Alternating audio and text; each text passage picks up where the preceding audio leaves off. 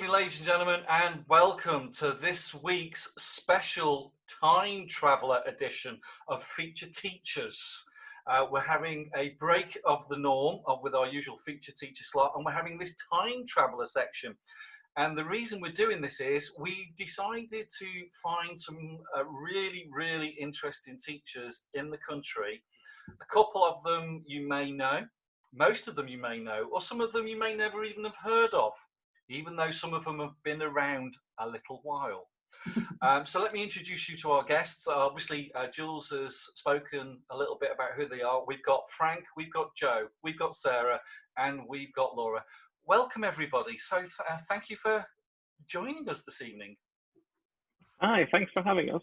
Thank you. Thank you. It's all, they don't know when to speak because they're not sure who's talking. So wave, chip in, we don't. Just butt in, we don't care. Yeah, butt in. We will shut, well, butt in as much as you like to shut me up.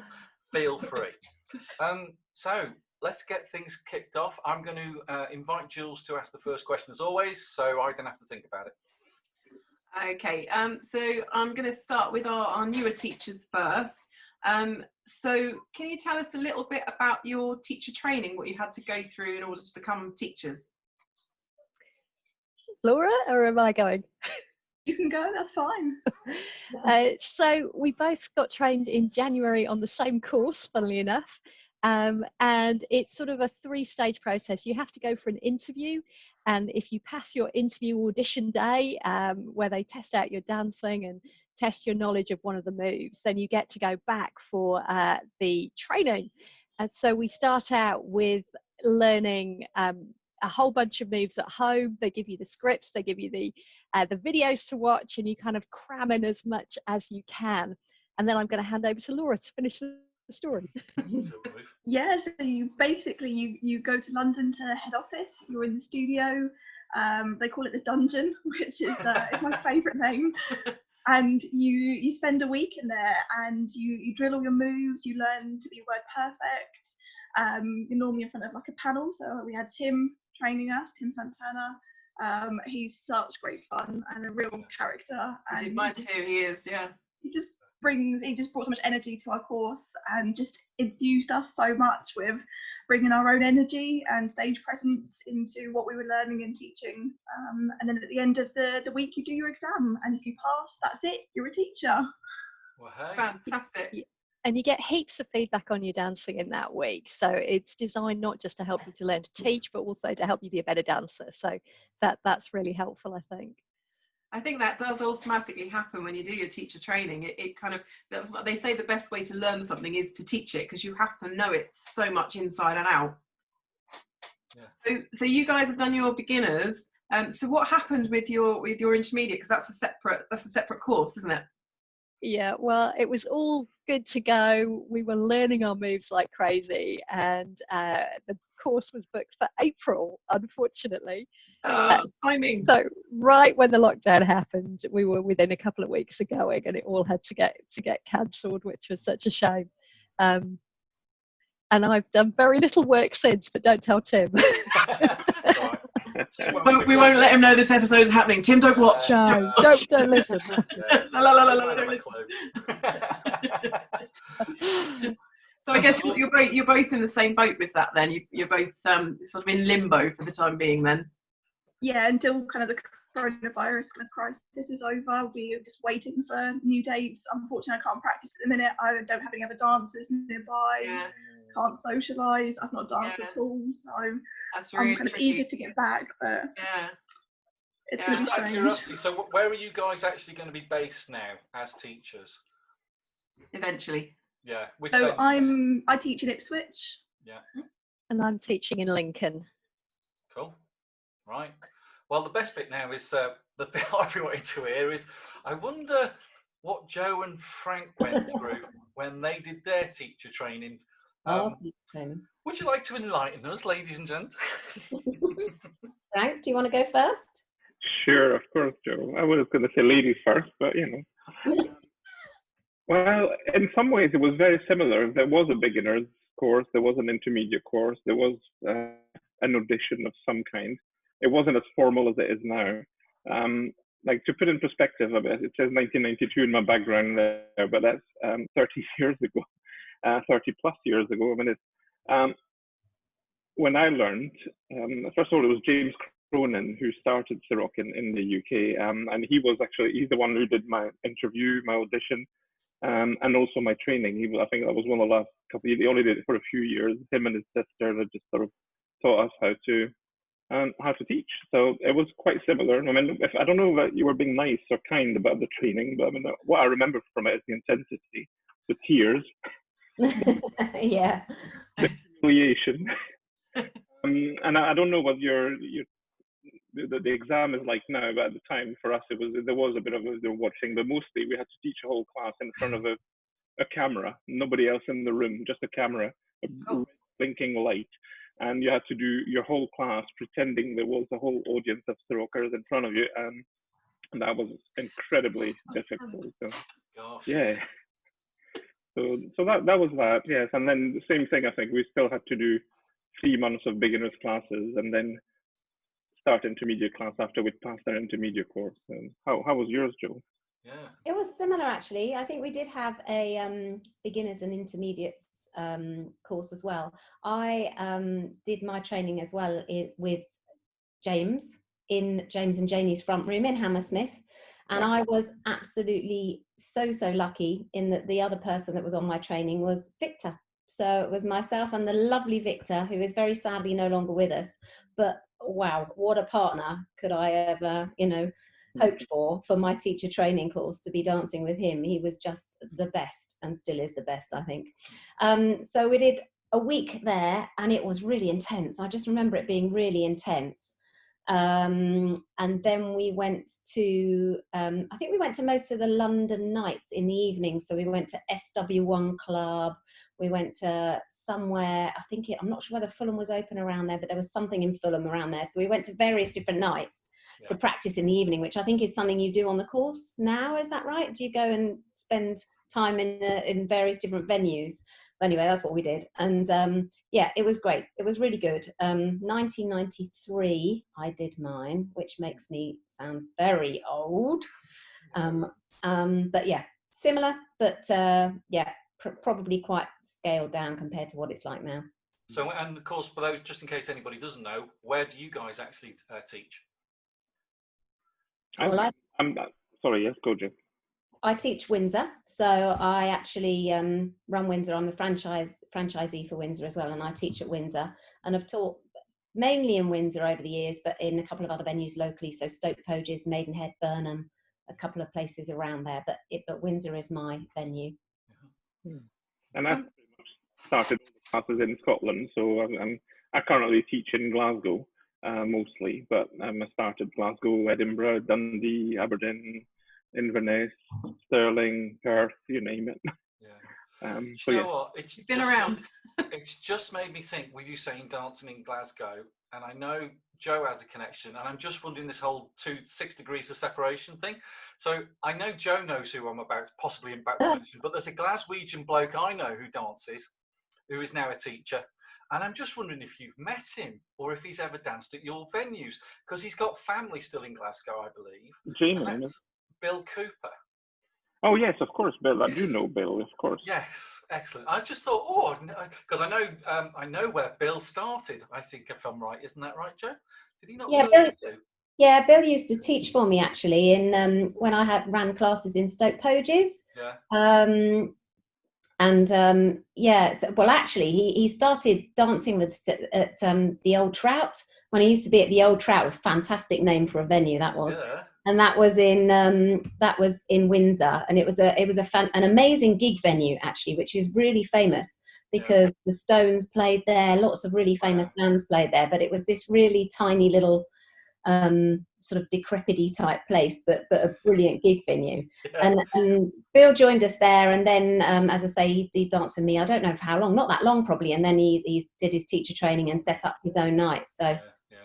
It just struck me now. I completely didn't think about it until whilst we were chatting that it was the Glasgow connection. I thought, I wonder.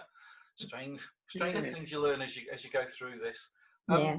So one of the other questions, Oh, every time I say so, if you don't know, everyone's taking a drink right now. I do apologise. A drinking game goes on. So drinking game that we have in the show, because I can't help but say so. I apologise for that. Now, my next question, and I'm going to come to Jo and Frank first on this one, is can you think of a move which was a beginner's move when you started that is no longer a beginner's move that Sarah or Laura might not have heard of? Oh, right. Give me a minute. I've got my manual. Yeah. Oh, lovely. Can you believe that? I want to see that. Years. Okay. Hold on a second. I should say I've been dancing a very long time, so be good if I don't know it. Wow.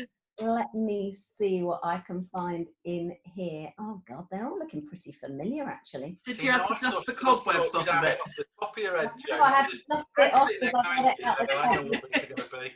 Got it out the cupboard, and these were called the Ceroc first diploma moves. Ooh. I don't think there's anything in here actually that you wouldn't have known. The only ones I can think of, the arm jive. Did you know Yeah. arm jive? Laura, have you ever done an arm jive? But everyone starts doing the arm jive. Demoed that many times. Yeah. Laura, have you done the arm jive? Oh, she's muted. Are you there? Laura's muted. Laura's she's muted. muted. What's going on? Sorry, Laura. I do apologise. Let me see if I can unmute you. Oh no, she can't unmute. Can't speak. Censorship. No, censorship. Oh, this is interesting. Hold on, let's see. Sorry, There we go. She's back. It was you, not me. I muted the background noise and then couldn't switch it off. See, this is it. Even when we're doing an interview, technical issues happen. There's always it. I thought, oh no, I won't have to participate for the rest of it.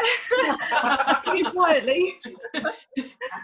Talking hand signals. Yes, I'm glad you're back. I don't want to take all the questions. So, what was the move we came up with, Jo? Had you heard of the arm jive? Heard of the arm jive?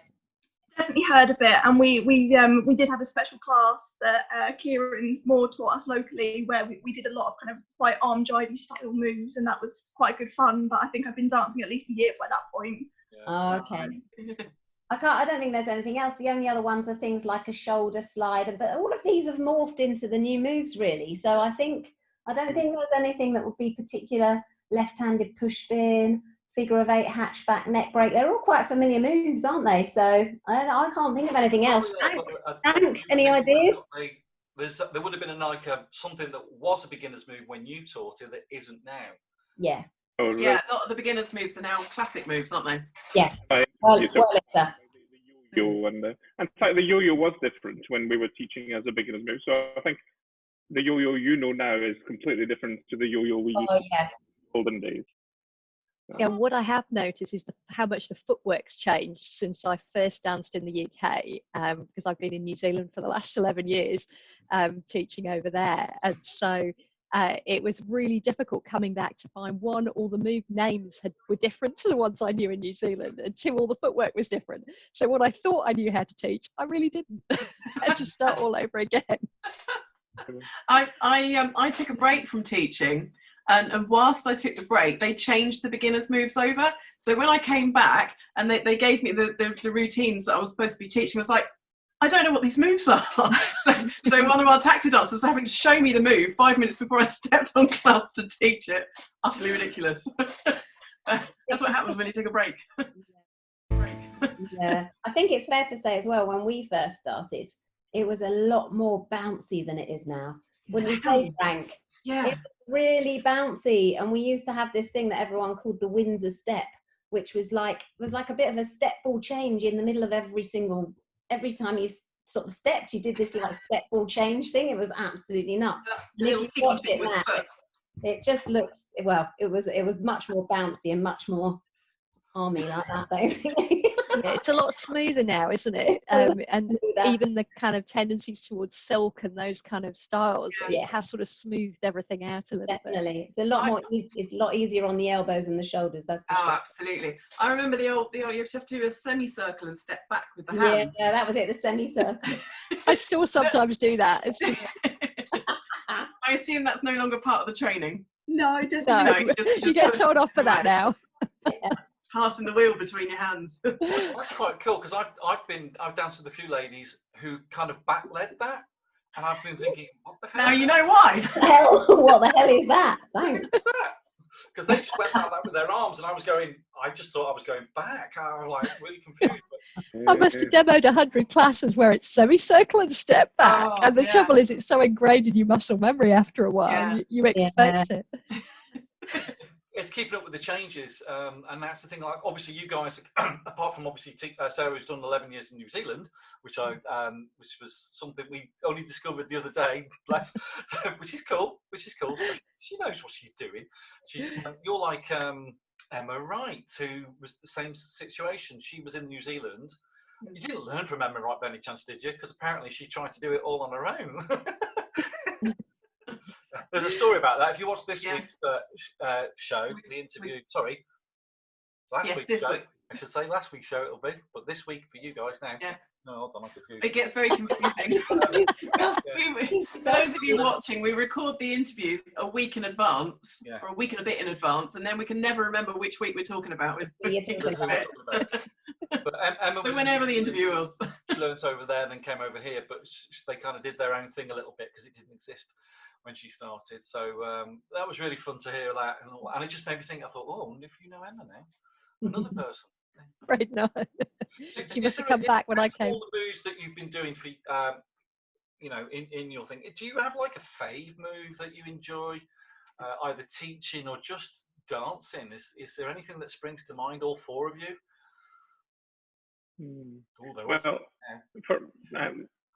First of all, like we were talking about the different styles and how it's smoother now. I think so in the last 30 years, what I've noticed is not even just that things got smoother, but there's fashions that keep coming. When we were getting trained, Joe and I, it was the big fashion was Lindy Hop, so everything was bouncier. The influence was Lindy, partly because James Cronin's sister was really into Lindy. She did lots of Lindy classes, and she was getting a lot of inspiration from it. After this, we saw a big salsa move, and then we saw a lot of hip hop inspiration. I can't remember exactly when, but towards the 2000s, there was a lot during the champs, like hip hop, and lots of really cool movers from this. Sir was a big influence by salsa, and he did lots of cool stuff like this. And then eventually we did see the whole West Coast swing influence coming in, and the technique and the connection. And then recently, again, I think tango was having a huge influence on Ceroc just now. So it's quite interesting to see the different periods. Every 8 years or so, there's a new flavor of the month trend of dancing, which influences and what I like about Ceroc is that it's exactly that. It's just, we take all those influences, let's bring it in, let's turn the moves. And as for my favorite moves, I got a bit of a reputation in my first 15 years or so as being the comb man. I love the comb. So I wish. I vaguely remember combing. Polishing, Pete. But your move was the polish. I used to teach it like they had to be in Happy Days, the old series from the 50s, and you have to sort of take the comb from the back of your pocket and then do like the thumb. I've heard of Happy Days. Don't give Pete ideas. First class back, that's what he's going to do now. The best of us always nick stuff. Imitation is a sincerest form of flattery. There you go. Absolutely. All right. I'm just checking at my list. Where are we at next, Jules? Where are we going? I'm talking to the newer teachers now, so Sarah and Laura. You guys haven't got your intermediate routines, your intermediate training yet, but I assume you've got your hands on all the my brain's gone dead. All the facilities and material, the intranet, and all those kinds of things. So is that how you would put your routines together? Have you been practicing putting your routines together for that at all? to be honest, not yet here, but I'm really, really grateful that there is so much more resource here for putting routines together, because when I was putting routines together in New Zealand, it was really much down to me and my partner to come up with stuff like every week, and we keep a record and we try and be really precise about it. But we didn't have all the manuals and the online access, whereas over here it seems like massively much better organized, but also probably a little bit more prescriptive. And so, you know, you've got to have a classic move and you've got to have this.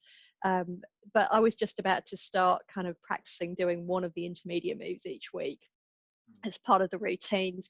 But we basically, the way I'll be doing things at the moment is the stuff I needed to learn would be the stuff I'd be putting in the routine. So I'd be picking what I was worst at and giving that my best shot, probably. Good plan. How about you, Laura? Similar sort of process? Yeah, so I've had a little look around the internet and kind of seen what's there, and it looks quite exciting. But my current teacher has shown me the spreadsheet she uses to keep track of which moves she does at her venues. And I thought that's a really clever idea, so that you're not repeating yourself too often, and you're like working out what different things you can do, what different techniques you can add in, and not keep doing the same things each week. And I thought I'm definitely going to steal that. It's a really good idea. Yeah, that's a great idea. So how about Jo and Frank? Did you have resources back in the day, or is this something that's brand new? Not really like that, not like the intranet. I mean, the intranet I think is a brilliant resource actually, and I do use it quite a lot, just because I'm getting old, I can't remember the moves. So it's quite useful to get on there and actually have a look and remind myself, and just refresh my memory of what else there is out there to do. So I use it quite a lot actually for creating routines. Yeah, I think I'm sort of still quite old school that way. I mean, I do use the internet just to sort of, but what I tend to do with the internet is I just sort of pick a random number, or ask my demo to pick a number, and if she says between 1 and 45, and then if she says 12, I go to page 12 on the internet. There. And find something. Yeah, but the rest of it, I like to still feel my routine sort of organically. So yeah. I have to dance them, even if I have a partner, or even if I don't have a partner, I'll just sort of air move with my partner. Yeah, I do a bit of that as well. I tend to get a starter move and then kind of go from that, really. Sometimes you just need a bit of inspiration for where to start. Yeah. And I think you were saying it was prescriptive, maybe having, you know, the classic move and all that stuff. And I kind of agree with this, but I think for me, forcing myself to take one of the classic moves I haven't done for a while actually spurs my creativity. And also, I don't think, even though it says we should have, you know, a classic move every week, and this is just really to help us that we can always do a completely different intermediate routine. And I also like the new stuff that you're going to discover soon, you know, but we have those, you know, Tim's done a whole series of classes where a move is taken with the move of the month. So that's really inspiring for, you know, for myself as well, just to sort of go through it. Even if I create my own routines from this, we take one move, teach it for a couple of weeks, and then the weeks 3 and 4, we take a more complex variation of that same move. So there's a lot of help, you know, that is happening now. And I think that possibly Joe's the same, but the way we've kept fresh and up to date with all that stuff, because it's really easy to sort of stay stuck in, you know, in the 90s. We're lucky enough as franchisees that we've trained a lot of teachers. Right, yeah. Every single time we train, well, we hire or select a new teacher, we go through the training with them, getting them ready to learn all the stuff. And I really empathize with you know, Sarah and Laura there, because I know how tough it is. But we do that, and every time they come back, we have to practice with them, and it forces us to rethink the way we teach based on the new kind of approach that is being taken. So the system really works. Keeps you fresh. Just to explain the intranet for our viewers, because you've probably no idea what we're talking about. It's basically a huge database that we've got access to. So there's all of the Ceroc moves are on there. There's little video clips to show you each of the moves and how you go about teaching them. And there's a function on there where you can create classes if you want to, or you could just take the moves and create your own classes from it. But it's a massive database that the teachers have got access to help them to create the routines and things. I think there's a DJ section as well, but I don't know what's on there. I don't know whether Pete's saying, oh, is there? News to me. You can filter by difficulty, you can filter by left hand to start. hand to start, double hand to start. You can filter by more dips and drops, things that are only for special classes. You can really have a proper tailoring of your favorites. Yeah, and there are hundreds of moves on there, so you never have to be stale. There's always fresh stuff that you can have a look at. It's almost like we're debunking the theory that teachers know what they're doing. But it's all there for them. But no, I've been fortunate because obviously me and Jules work together, and I've worked with Jo, and many a time I've been behind the stage with Jo. I'll finish that sentence quickly. Behind the stage with Jo with a phone. I better keep going. But she showed us the routine of Tim Sant's little videos, and she's saying, "This is what we're doing tonight. This, and this," and that's really cool because it's just the way it works. It's sometimes it's easier, and again, it's a nice visual, and then we get to practice it and go on. It's far a brilliant way of working, Jo, compared to the way I have to suffer. Yeah. Oh, you wait till we're back. Fresh piece of paper going, this, and this. But I think she does get it from the internet initially, so yeah. Oh yeah, definitely filmed from there. Some fantastic stuff there. I genuinely wish we could talk a lot longer, and I'm sure we could, and go into tons and tons of stuff. More and more, but we're gonna call it roughly about there because I might have to edit it, I don't know, and these things go on and on and on sometimes, so we thought we'd keep it nice, short and sweet, and change the format of the interviews a little bit this week, and this is what we've done, because we know there are people out there who watch the show and sometimes they go, "Oh, I don't know these people," and that's the whole point of this show, especially this feature thing, is for you to get to know more and more teachers, because whilst we're in the lockdown, what else have we got to do? You also get to know, who knows, if you're getting on a plane or a train or a car in the near future and you're popping up to Glasgow, that's the man to go see. If you're going to Ipswich and you're going to Windsor, and I'm trying desperately to remember the last one now. Lincoln, that was it, Lincoln. There you go. Miles from anywhere. Remember, the trick is, especially if you're new dancers or old-time dancers, always carry your dance shoes with you. Especially on business. In your car. It's brilliant because if you go to if you're on business and you've got nothing to do in the evening, you're thinking, "What do I do? I'll put money on it. There's going to be a venue within distance somewhere in the country that you can go to on your own if need be and have a cracking night." And these guys are the people to come and see, and they'll sort you out. They'll look after you, and they'll give you an awesome night. Trust me. I've been to Jo's. That's kind of like goes for everybody. Anything you want to add on the end of this, Jules, before we wrap up? No, just a very big thank you to all of you for your time, for coming and chatting to us. Yes, thank you so much. Pleasure. We will put links and everything to your venues, and hopefully the World and his wife will pick it up, and we'll go from there. Cool. And good luck when you do your intermediate training, you guys. Yes. Thank you. Yeah, good luck. Good luck. Bye, everybody. Bye. Bye. Bye. We're not really going.